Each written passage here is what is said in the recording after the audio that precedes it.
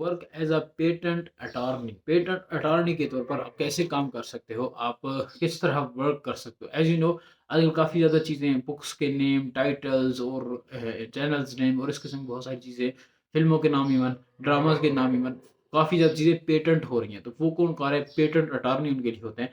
तो ये भी काफ़ी हाई में कमा रहे हैं। तो आज हम डिस्कस करते हैं कि आप कैसे बन सकते हो, इसमें क्या करना पड़ता है, स्किल्स कौन कौन सी नीड है आपको इसके लिए, और एवरेज सैलरी क्या है। Each and everything we are going to discuss in our today video. So let's get started. Channel पर नहीं हो इनसाइड विद इनाम को सब्सक्राइब करके बेल नोटिफिकेशन दबा सकते। Now let's get started. पहली थिंग जो यहाँ पर, a patent attorney job is a role that functions within a field known as IP, intellectual property.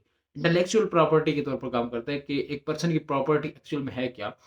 यानी वो उसके नाम करवानी होती है। उसे प्रॉपर्टी हो सकती है, उसका नेम हो सकता है, उसका ट्रेडमार्क हो सकता है, उसका ब्रांड नेम हो सकता है, कुछ भी हो सकता है जो कि एक लीगली उसके नाम कर ट्रांसफर करना होता है। तो यहाँ पर जो काम करता है वो पेटेंट अटॉर्नी काम करता है। अब हम अगर देखें, and is responsible for preserving and rights for their clients invention और क्रिएशन। इसके अलावा जो चीज़ें वो इन्वेंट करते हैं, ये जो क्रिएट कर लेते हैं, उसको लीगली प्रिजर्व करवाना, उस पर का पेटेंट करवाना, ये भी उसके जिम्मेदार होते हैं। तो ये एक लीगली वर्क होता है। एंड ये जो काम करते हैं वो पेटेंट अटॉर्नी होते हैं। ठीक है। इसके अलावा by assisting with the creation of patent documents and advising them through the lengthy and complicated process of obtaining a patent in compliance with IP regulations। इनको आईपी रेगुलेशन के हिसाब से एक थोड़ा सा लंबा प्रोसेस और थोड़ा पेचीदा सा प्रोसेस होता है, उससे गुजार कर ये उसका पेटेंट दिलवाते हैं। तो ये सारे काम को खुद मॉनिटर कर रहे होते हैं जो पेटेंट अटॉर्नी होते हैं, और इसको अच्छे तरीके से, क्योंकि बिकॉज इनकी यहाँ पर रिस्पॉन्सिबिलिटी रहती है वो सारी चीज़ों को ब्रांड करवाना, उसको नाम करवाना, उसके सारी राइट्स लेना, लीगली राइट्स लेना कि कोई और इसको फिर आप ना ले सके। अगर लेना भी है तो उसको अलाउंस लेना पड़ेगा पहले के, I want to use this, तो यू अलाउ मी। तो अगर आप अलाउ करते हो, ये जो पेटेंट जिसके नाम होता है वो अलाउ करता है तभी वो अलाउ कर सकता है। ये सारा काम पेटेंट अटॉर्नी देखते हैं।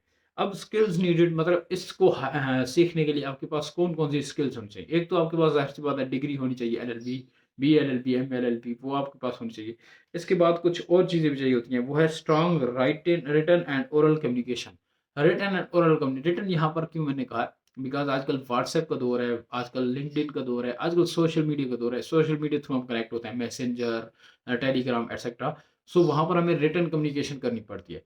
ओरल कम्युनिकेशन में हम आजकल बहुत कम आ जाते हैं। इनफैक्ट जब हम वीडियो कॉल कर रहे होते हैं या ऑडियो कॉल कर रहे होते हैं, या इवन जब फिजिकल हमारी मीटिंग हो रही होती है क्लाइंट्स के साथ, तो वहाँ पर हम ओरली जो है, मतलब माउथ से जरिए, ओरल कहते हैं माउथ के थ्रू, जो जो ये मैं भी बात कर रहा हूँ, ये ओरल कम्युनिकेशन है। अगर मैं कहीं कहीं पर लिख रहा हूँ तो वो रिटन कम्युनिकेशन होगी।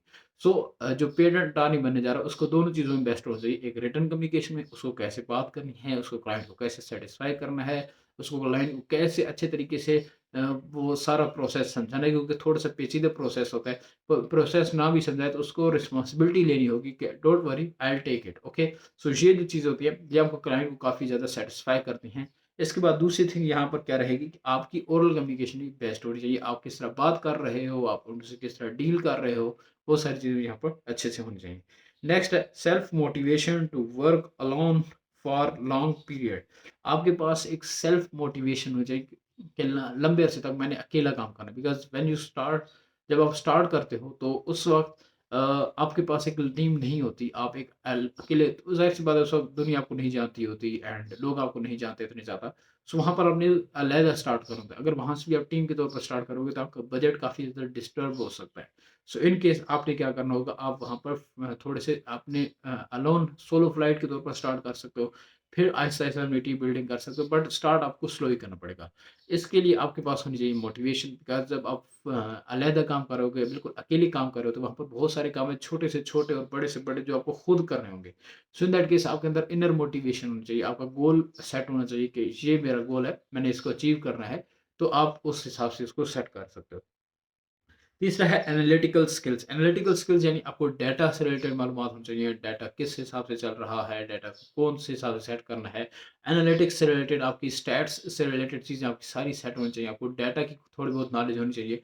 इवन अगर आप थोड़ी बहुत से ज़्यादा नॉलेज रखते हो तो ये आपके लिए प्लस पॉइंट रहेगा, आप अपने क्लाइंट्स को अच्छे से सेटिस्फाई कर पाओगे।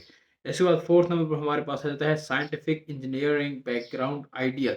आपका अगर साइंटिफिक और इंजीनियरिंग बैकग्राउंड है तो ये this is one of the best and highly recommended for you to start in this career. But अगर नहीं है तो डोंट वरी, आप थोड़ी बहुत नॉलेज ले सकते हो बुक्स वगैरह पढ़ के आने से हिसाब से। लेकिन अगर आप इंजीनियरिंग बैकग्राउंड से हो, अगर आप साइंटिफिक बैकग्राउंड से हो, बिकॉज वहाँ पर डाटा का काफ़ी ज़्यादा यूज़ है, वहाँ पर कम्प्लेक्स लैंग्वेज का काफ़ी ज़्यादा यूज़ है, तो वहाँ पर ये चीज़ काफ़ी मैटर करती है, वहाँ पर ये चीज़ काफ़ी हेल्प करती है। तो आपको यहाँ पर इसका भी नॉलेज होना चाहिए। लास्ट वन है शार्प अटेंशन टू डिटेल्स। आप डिटेल्स के ऊपर अटेंशन दिलवाने के लिए आपके पास एक कुछ अच्छे तरीके होने चाहिए, ताकि आप लोगों को अच्छे तरीके से अपने क्लाइंट्स को सेटिस्फाई कर सको, डिटेल्स अच्छे से शो कर सको, छोटी से छोटी डिटेल्स उनके साथ शो कर सको, उनको बता सको कि ये चीज़ नई आ चुकी है, ये चीज़ अपडेटेड है, ये चीज़ अपग्रेडेड है। सो वहाँ पे ताकि आपके साथ अच्छे से स्टार्ट कर सके। इसकी एवरेज सैलरी अगर मैं बात करूँ तो 278,000 समथिंग इसकी ईयरली बेसिस पर सैलरी है। आप यहाँ से स्टार्ट कर सकते हैं, अराउंड ये बन जाती है 50,000 $20,000 के आसपास, ठीक है, पाकिस्तानी अराउंड 10 लाख रुपए मंथली आप यहाँ से कमा सकते हो। और ये 12-13 करोड़ रुपए मंथली सालाना बनता है, तो ये बहुत हाई अमाउंट है। But in America it's not a high amount, ये मीडियम अमाउंट है, लेकिन बहरहाल आप स्टार्ट कर सकते हो, बहुत अच्छी जॉब है आपके लिए। तो ये आज का हमारा रिव्यू था अबाउट दिस जॉब। आप नई किस जॉब के बारे में सीखना चाहते हो, let me know in the comment section. Thanks for watching.